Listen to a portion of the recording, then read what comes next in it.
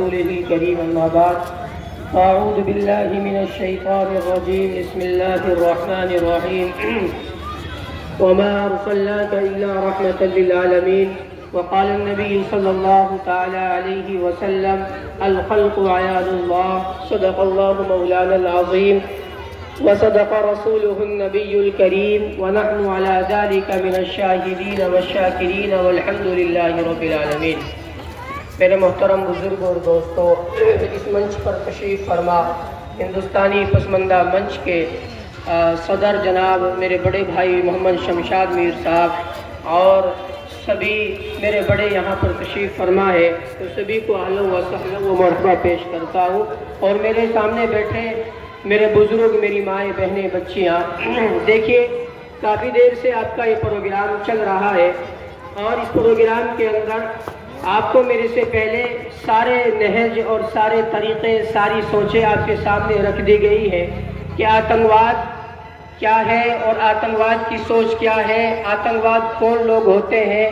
اور اس سنگٹن کی کیا منشا ہے، کیا سوچ ہے. یہ سنگٹن اسلام کو لے کر کے، مسلموں کو لے کر کے، دلت کو لے کر کے، پچھڑے ورگ کو لے کر کے کتنا زیادہ ایکٹیو ہے اور کیا کچھ کرنا یہ سنگٹن چاہ رہا ہے.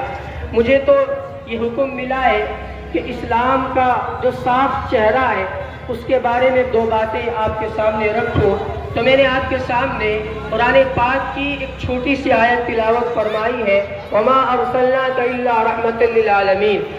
کہ جو آتنکواد سوچ کے جو مالک ہیں اور جو اس طرح کے جھگڑے اور جھگڑالو طور سے ہندوستان کے اندر جھگڑا کرتے ہیں اور ہندوستان کے مسلمانوں کو بدنام کرنے کی کوشش کرتے ہیں، جیسا کہ ابھی یہ حملہ ہوا لال قلعے کے درمیان پر جو حملہ ہوا ہے، اس میں جو یہ حملہ ہوا تمام کے تمام مسلمانوں کو ٹارگیٹ کیا جا رہا ہے کہ مسلمان اس سوچ کا مالک ہے، مسلمانوں کے ذریعے سے آتنکوادیت پھیلتی ہے، ہنسا پھیلتی ہے. تو میرے بھائیو، ایسے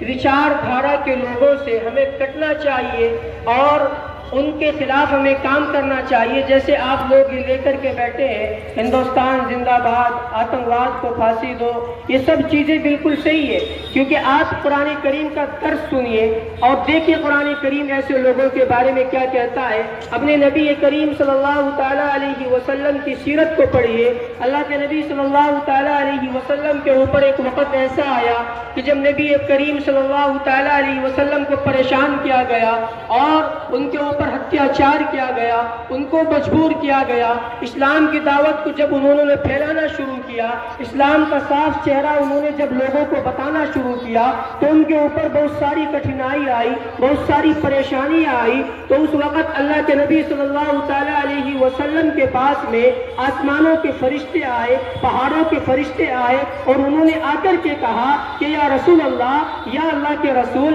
اگر آپ ہمیں حکم دیں تو ہم ان لوگوں کو، ان ظالموں کو، ان بدبختوں کو ہم پہاڑوں کے اندر پیس دیں گے، ان کو ہلاک کر دیں گے، ان کو برباد کر دیں گے، ان کو دنیا کی نام سے ان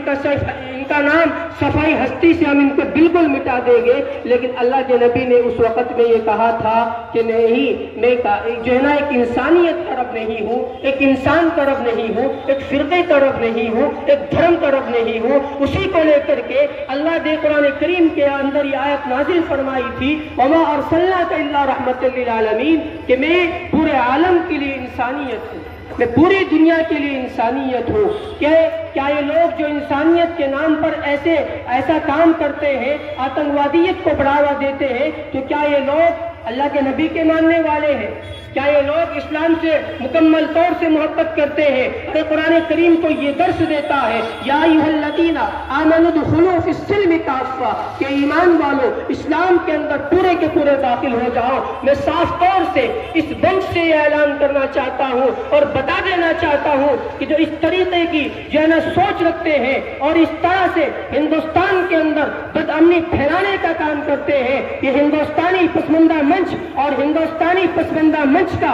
ایک چھوٹے سے چھوٹا کاریا کرتا روڈ پر نکل کر کے منچ پر آ کر کے اپنی چھاتی کھول کر کے ایسے لوگوں کا کھل کر کے سامنا کرے گا، چاہے وہ کسی دھرم سے جڑے ہوئے ہو، چاہے وہ کسی سماج سے جڑے ہوئے ہو۔ اور میں اعلان بھی اس منچ سے کرنا چاہتا ہوں، جتنے بھی دھارمک سنگٹن مسلموں کے ہیں، کوئی بھی اس معاملے کو لے کر کے سامنے نہیں آیا۔ ابھی کچھ مہینوں پہلے، چند مہینے پہلے پھر ایک معاملہ، ایک گھٹنا ایسی ہندوستان کے اندر گھٹی تھی، جہاں پر اس ہندوستانی پسماندہ منچ کے کاریہ کرتاؤں نے، پد ادھیکاریوں نے مل کر کے جنتر منتر پر جا کر کے جو ہے نا ان لوگوں کے خلاف دھرنا دینے کا کام کیا تھا۔ آج پھر جب ہندوستان کے کچھ ٹولے نے، آتنکوادی سوچ کے کچھ لوگوں نے ہندوستان کو جو ہے نا داغدار کرنے کی کوشش کی ہے، تو پھر سے یہ سنگٹن آج بھی آپ لوگوں کے درمیان ہے۔ تو میری ماں اور بہنوں، میرے بزرگوں، میرے بھائیوں، میں آپ سے گزارش کرنا چاہتا ہوں کہ آپ لوگ پسماندہ سماج سے جڑے ہوئے ہیں، آپ لوگوں سے یہ میری گزارش ہے،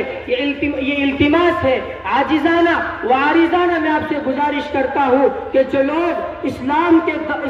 کے صاف چہرے کو داغدار بنا کر کے جو ہے نا پیش کر رہے ہیں، آپ ان لوگوں کے خلاف میدان میں اترے اور لوگوں کو بتائیں کہ اسلام یہ نہیں ہے، اسلام یہ ہے۔ اسلام تو یہ کہتا ہے کہ اگر آپ کا پڑوس والا کوئی بھوکا ہے، چاہے، اور بھوکے کے لیے یہ نہیں کہا گیا کہ وہ مسلم ہے، نہیں، بلکہ یہ کہا گیا کہ پڑوس والا کوئی بھی ہو، اگر پڑوس کے اندر کوئی بھی رہتا ہو اور وہ آپ کا پڑوسی ہے، چاہے وہ ہندو ہو، چمار ہو، دلت ہو، یہودی ہو، نصرانی ہو، یا کسی ادر فرقے سے تعلق رکھتا ہو، تو آپ کا حق یہ بنتا ہے، اسلام آپ کو یہ درس دیتا ہے، اسلام آپ کو یہ پیغام دیتا ہے، نبی کی سیرت آپ کو یہ پیغام دیتی ہے کہ آپ اس پڑوس والے کا خیال رکھیں۔ تو اس لیے میرے بھائیوں، میری مائیں، بہنیں، بچیاں یہاں پر تشریف فرما ہے، میں آپ سے گزارش کروں گا کہ اسلام کے صاف چہرے کو لوگوں کے سامنے لے کر کے آئے، اور جو لوگ اسلام کو داغدار بنا کر کے، اس کو جو ہے نا بہلا پھسلا کر کے لوگوں کو بہکانے کا کام کر رہے ہیں، ان لوگوں کے خلاف میدان میں اتر کر کے اپنے اس اسلام کو بچانے کا کام کریں، اور اسلام کی جو تاریخ ہے، اسلام کا جو کلچر ہے، اسلام کی جو تاریخ ہے اور اسلام کی جو ثقافت ہے، اس کو لوگوں کے سامنے لا کر کے رکھیں۔ انشاءاللہ رکھے گے نا۔ السلام علیکم ورحمۃ اللہ۔